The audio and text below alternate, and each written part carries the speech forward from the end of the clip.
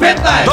Dobro bе, Ристо, таков ли заклучок се носи? Па мене човек само лом ме направија. Вика, како донесоте таков заклучок со сати се расправат таму сенци све и заклучок од вчора? Цело време, ти нормален ли си бе? Јас кога ќе донесам заклучок, това се базира на основание на лизи, јас не ги тресам утре кап моите заклучци. Шо ме викаш мене? Па на кого да викам? Шо ме Чекай викаш? ми, шо ми? На кого да викам тука? Закатанчено све, оче носиш заклучи тука, заклучи вама заклучи и све не е закатанчено, за тоа е една работа, не може тука човек се мене лом да ме прави. Заклучци, вие ги гласате заедно, аз ги предлагам, јас не инсистирам да ги гласате, вие разбираш тие Море, заклучци. Турковци, Шо е?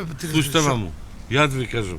Ви никад не можете да донесете заклучок, затоа што не ги почитувате 4 основни правила за носење на заклучок. Шо говори ова? Има право што говори. Кажи му бе кој сеш. Кој сте? Да се усогласат ставовите. Тоа е да се усогласи ставот. Чекај! Тој туа си измочам, мачо да го измочам, срце врата. Усогласа ставовите. Тоа е, свикаме тебе не. Ти си Торко и човекот ти кажа, треба да се усогласа ставовите, не таму заклучиците. Шо глупости расправате. Па човекот ти кажа бе, Торко си ти. Ја на изразо не може да се сетам. За това се залагам цел живот, разбираш, не може Спрук да се разбереме. со неусогласени ставове тука. Да, вече разправя, само ме Заклучок напаѓа, ти носи. разбираш, тука цело време, разбираш.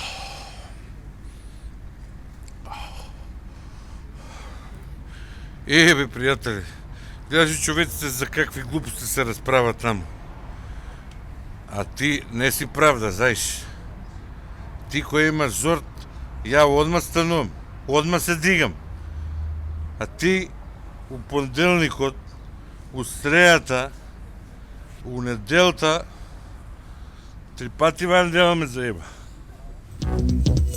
K15!